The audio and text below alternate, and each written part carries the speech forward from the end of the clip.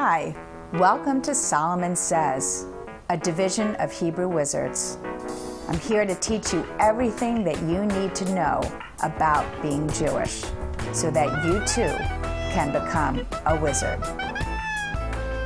Hi, I made this board just for you, the Bible People 1.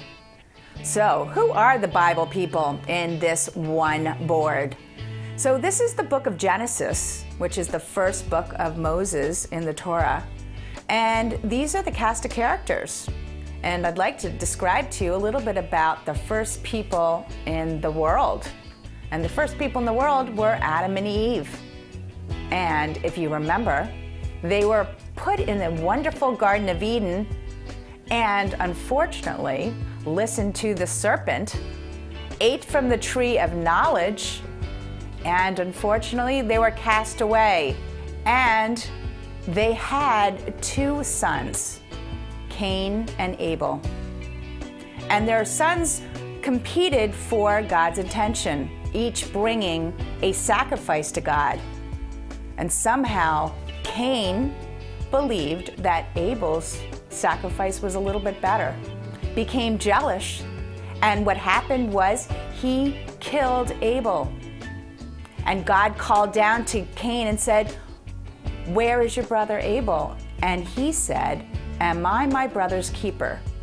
And from now on and forever long, we remember that we are responsible for each other. We're responsible for our siblings, but we're also responsible for our neighbors. In the story of Noah, we have a wonderful, righteous man named Noah who was asked to save the world and gather the animals 2 by 2 along with his family so that God can recreate a more perfect and united world. So Noah made an ark, and for 40 days and 40 nights he lived upon the ark waiting for the new world to come. And the dove brought him a sign of life, and God made a promise, a covenant with Noah, which is the first covenant of God to a person. And he gave us a rainbow. And maybe when we saw that rainbow, we said Shehachianu, thanking God for not ever flooding the earth again. We then go into the story of our first matriarch and patriarch. They were known for their hospitality and their graciousness of all. And they were not blessed with children of their own until finally 3 men arrived at their tent, and they were really angels. And they told Sarah and Abraham that they would have a son. And they started hysterically laughing because how could they, in their 90s, have a child? And Isaac means laughter, representing what they did when they found out they were having him.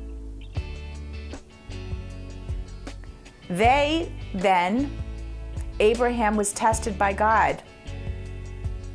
And we read the binding of Isaac on Rosh Hashanah as our test of loyalty and faith, and realizing that there is something bigger and better out there.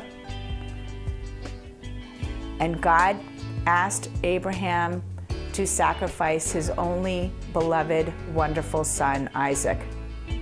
And Abraham faithfully was going to sacrifice his son when God called out to him and said, "You passed the test, and you do not have to sacrifice," and found a ram caught in the thicket and used the ram's horn as a shofar. And as we blow the shofar, we are reminded and called together to come together as one and unify ourselves so that we know that we will always be loyal and faithful and honest and be true to ourselves and to God. So Isaac, after losing his mom and dad, married a lovely woman named Rebecca. And Rebecca's our second matriarch, and she's known for her unbelievable kindness and compassionate behavior. We call this kind of kindness called Rivka Chesed. That's the kindness that you do when you go beyond what has been asked. And she did this when she met Eliezer, who was looking for a wife for Isaac. And she saw him and said, "Would you like some water, sir?"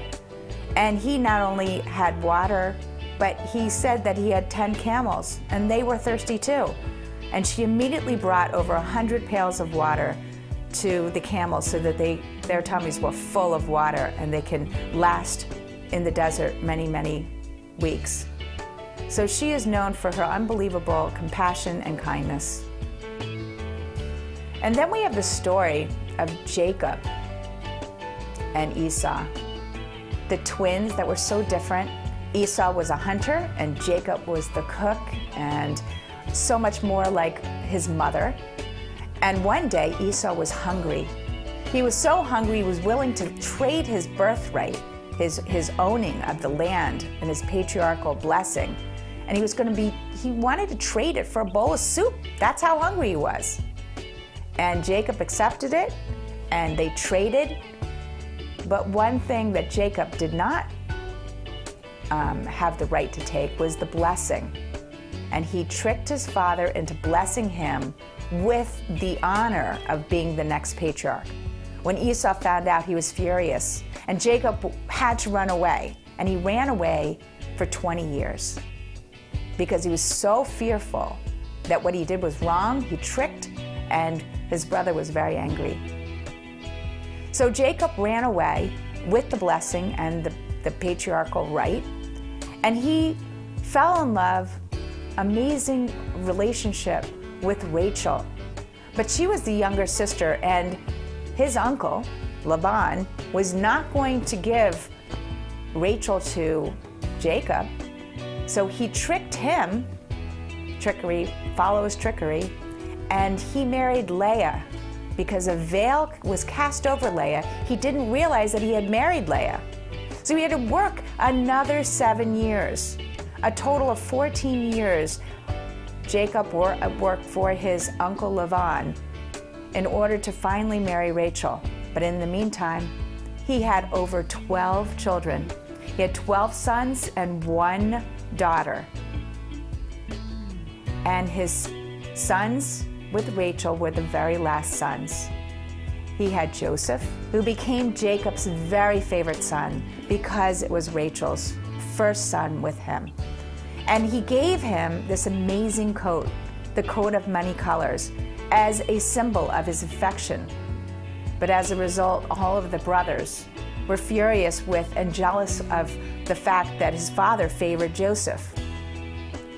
By the time Benjamin was born, it was a sad time for Jacob because Rachel died in childbirth, giving birth to baby Benjamin. These are the 12 sons of Jacob, and he had a daughter named Dinah. And unfortunately, in those days, we didn't recognize the daughter, so he had 12 sons, and those 12 sons went on to be the 12 tribes of Israel. And Joseph, he had 2 sons of his own, Ephraim and Manasseh. And every day when we bless our ancestors and we remember our ancestors and bless the priestly blessing, and we do this on Shabbat especially, on Friday night, we bless our children and we say, "May you be like Ephraim and Manasseh." So, as I explained in the Bible People One board, we begin with creation and the story of Adam and Eve, and we end with the death of Joseph, our very last portion of the book of Genesis. And we will learn in the next book of Exodus the new cast of characters, with the star being Moses. So I hope you got a good picture of all the wonderful matriarchs and patriarchs that are our ancestors. And we hope that you remember the wonderful lessons of the Torah and remember that in these 12 portions in the first book of Moses, in the book of Genesis, we learn so many wonderful messages that can really guide us in our life. Take care and see you next time on Solomon Says. 'Cause I wanna be a wizard.